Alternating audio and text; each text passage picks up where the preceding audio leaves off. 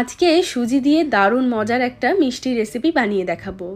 হঠাৎ করে যদি মিষ্টি খেতে ইচ্ছে করে আর ঘরে সেরকম কিছু না থাকে, তাহলে শুধুমাত্র দুধ এবং সুজি দিয়েই তৈরি করে নিতে পারবে দারুণ সুস্বাদু এই মিষ্টি রেসিপিটা।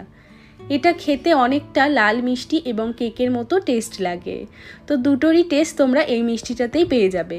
বানানো খুবই সহজ, ঝটপট করে তৈরি করে নিতে পারবে আজকের এই প্রিপারেশনটা। আজকে বানিয়ে দেখাচ্ছি সুজির পুডিং। দারুণ টেস্টি হয় খেতে। অবশ্যই রেসিপিটা ট্রাই করবে, আমার মনে হয় তোমাদেরও অনেক পছন্দ হবে। তাহলে চলো ঝটপট করে আজকের রেসিপিটা দেখে নেওয়া যাক। নমস্কার, আমি সুস্মিতা। আমার রান্নাঘরে সবাইকে স্বাগত জানিয়ে শুরু করছি আজকের রেসিপি। সুজির পুডিং বানানোর জন্য সবার প্রথমে কড়াইয়ের মধ্যে আমি দিয়ে দিচ্ছি 3 টেবিল চামচ চিনি। চিনিটা দিয়ে কড়াইয়ের মধ্যে ভালো করে ছড়িয়ে দেব। চিনির আমরা একটা ক্যারামেল তৈরি করব, তো এতে ক্যারামেলটা তৈরি করার সময় অল্প জল দিয়েও চিনিটাকে গলিয়ে নিতে পারো। তবে এখানে আমি জলের ব্যবহার করব না। চিনিটাকে এইভাবে ছড়িয়ে দিয়ে কিছুক্ষণের জন্য অপেক্ষা করব। গ্যাসের ফ্লেমটা কিন্তু একদম লোতে রাখতে হবে। 3 থেকে 4 মিনিট মতো সময় পরেই কিন্তু চিনিটা গলতে শুরু করেছে।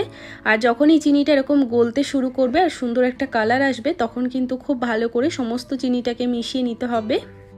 চিনিটা একবার গলা শুরু হয়ে গেলে ক্যারামেলটা তৈরি হতে কিন্তু একদমই সময় লাগবে না। আর এই কাজটা একদম লো ফ্লেমে করতে হবে, না হলে কিন্তু ক্যারামেলটা তেতো হয়ে যাবে। সেক্ষেত্রে মিষ্টিটাও কিন্তু খেতে তেতো লাগবে। মোটামুটি চিনিটা গলে যাওয়ার পর 1 মিনিটের ভেতরেই ক্যারামেলটা তৈরি হয়ে যাবে। কালারটা আশা করি দেখেই বোঝা যাচ্ছে, খুব সুন্দর একটা কালার চলে এসছে। এর থেকে আর বেশিক্ষণ কিন্তু জাল করব না। ক্যারামেলটার সাথে সাথেই কিন্তু একটা পাত্রের মধ্যে ঢেলে নেব, যেই পাত্রে এই পুডিংটা আমি তৈরি করব। এই ক্যারামেলটা কিন্তু গরম থাকা অবস্থাতে সাথে সাথেই একটা পাত্রে সেট করে নিতে হবে, না হলে যেই পাত্রে ক্যারামেলটা থাকবে এটা কিন্তু সাথে সাথে সেই পাত্রেই জমে যাবে। ক্যারামেলটা ঢেলে নেওয়ার পর খুব ভালো করে বাটিটাকে এইভাবে ঘুরিয়ে নেব, যাতে চারিপাশে ক্যারামেলটা ভালোভাবে সেট হয়ে যায়। পুডিং বানানোর সবার প্রথমেই কিন্তু এই কাজটা আগে করে নিতে হবে। এবার ক্যারামেলটাকে সাইডে সরিয়ে রাখবো, যাতে পুরো ক্যারামেলটা ভালোভাবে সেট হয়ে যায়। এবার একটা বাটির মধ্যে আমি নিয়ে নিচ্ছি 2 টেবিল চামচ কাস্টার্ড পাউডার। কাস্টার্ড পাউডার দিলে এই পুডিংয়ের টেস্টটা অনেক ভালো লাগে। তবে কাস্টার্ড পাউডার যদি না থাকে 2 টেবিল চামচ কর্নফ্লাওয়ার তোমরা এখানে দিতে পারো।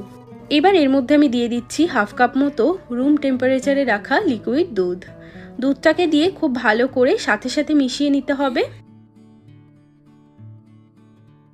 তো এখানে কাস্টার্ড পাউডারের এই মিশ্রণটা আমাদের একদম তৈরি হয়ে গেছে। এবার এটাকে সাইডে সরিয়ে রাখবো। যেই পাত্রে আমি ক্যারামেলটা তৈরি করেছিলাম সেই পাত্রেই আমি দিয়ে দিচ্ছি 1 কাপ পরিমাণে লিকুইড দুধ। তার সাথে স্বাদ অনুযায়ী দিয়ে দেব চিনি। এখানে আমি 2 টেবিল চামচ চিনি দিচ্ছি। চিনিটা তোমরা যে যার স্বাদ মতো এখানে বাড়িয়ে কমিয়ে নিতে পারো। চিনিটাকে ভালো করে মিশিয়ে দুধটাকে একটু ফুটতে দেব। তো এখানে দুধটা কিন্তু ফুটে উঠেছে। দুধটা ফুটে ওঠার সাথে সাথে এর মধ্যে আমি অ্যাড করে দিচ্ছি 1/2 কাপ পরিমাণে সুজি। সুজিটা দেওয়ার সাথে সাথে খুব ভালো করে দুধের সাথে মিশিয়ে নিতে হবে, না হলে সুজিটা কিন্তু দলা পাকিয়ে যাবে। এই সময় যদি মনে হয় যে সুজিটা বেশি গাঢ় হয়ে গেছে, তোমরা এখানে আরও কিছুটা লিকুইড দুধ কিন্তু অ্যাড করতে পারো। সুজিটাকে ভালো করে মিশিয়ে নেওয়ার পর এখন আমি এর মধ্যে দিয়ে দেব কাস্টার্ড পাউডারের মিশ্রণটা। আর এই কাস্টার্ড পাউডারটা দেওয়ার আগে আবারও খুব ভালো করে চামচ দিয়ে নাড়াচাড়া করে নেব। এই কাস্টার্ড পাউডারটা কিন্তু তলায় অনেকটা পরিমাণেই জমে যায়। দেওয়ার পরে আবারও খুব ভালো করে আমি এইভাবে মিশিয়ে নিচ্ছি।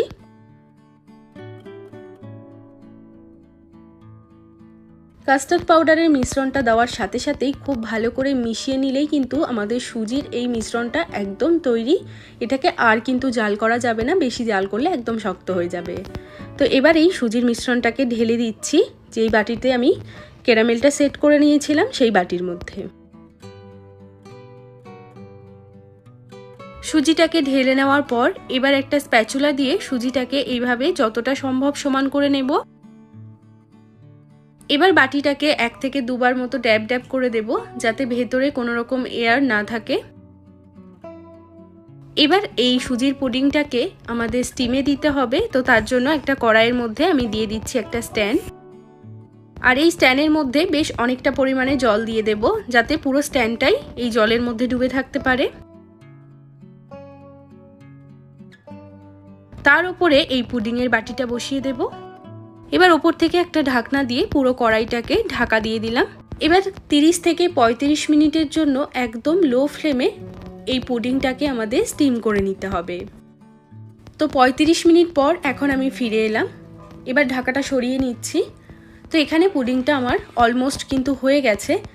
তবে পুডিংটা একবার চেক করে নিতে হবে যে এটা ঠিকঠাক হয়েছে কিনা। এইভাবে আঙুল দিয়ে একটু চেক করে নিতে হবে। আঙুলটা যদি এরকম ক্লিন হয় তার মানে পুডিংটা কিন্তু হয়ে গেছে। আর যদি আঙুলে একটু লেগে যায় তাহলে আরও কিছুক্ষণ পুডিংটাকে স্টিম করতে হবে।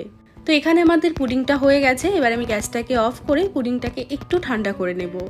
একটু ঠান্ডা করে নিয়ে এটাকে ফ্রিজে আধ ঘন্টা বা 1 ঘন্টার জন্য একটু ভালো করে সেট হতে দিতে হবে। তাহলেই কিন্তু পুডিংটা খেতে ভালো লাগবে। তো আমি 1 ঘন্টা মতো পুডিংটাকে ফ্রিজে রেখেছিলাম। এখন পুরোপুরি ঠান্ডা হয়ে গেছে। এবার একটা ছুরি দিয়ে সাইডটাকে এইভাবে কেটে দিচ্ছি যাতে খুব সহজেই পুডিংটা বাইরে বেরিয়ে আসে।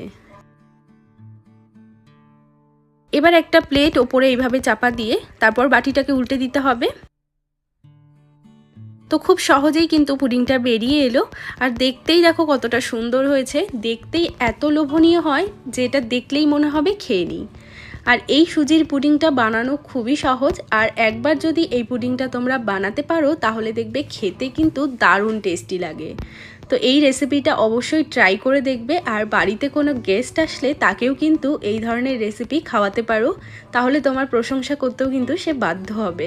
এত সুন্দর একটা রেসিপি অবশ্যই ট্রাই করবে। আর আজকের এই সুজির পুডিংটা তোমাদের কেমন লাগলো সেটাও কিন্তু একটা লাইক বা কমেন্ট করে আমাকে অবশ্যই জানাবে। তো এবার আমি পুডিংটাকে তোমাদেরকে কেটে দেখাবো। এটা কাটার পরে দেখতে আরও অনেক বেশি সুন্দর লাগে আর খেতেও কিন্তু একদম মিষ্টির মতো খেতে লাগবে। তো অবশ্যই তোমরা এই সুজির পুডিংটা বানিয়ে দেখবে। ঘরে থাকা সামান্য কিছু উপকরণ দিয়েই দুর্দান্ত স্বাদের এই সুজির মিষ্টিটা অবশ্যই ট্রাই করবে। আমার মনে হয় তোমাদেরও অনেক পছন্দ হবে। তো আজকের এই ভিডিওটা যদি ভালো লেগে থাকে তাহলে অনুরোধ করব একটা লাইক করার জন্য। চ্যানেলটিকে এখনও পর্যন্ত সাবস্ক্রাইব করে না থাকলে চ্যানেলটিকে সাবস্ক্রাইব করে নিতে পারো এরকম আরও ভিডিও দেখার জন্য। সবাই ভালো থাকবে, সুস্থ থাকবে। আমি আবারও চলে আসবো অন্য কোনো রেসিপির সাথে। আজ এ পর্যন্তই, টাটা।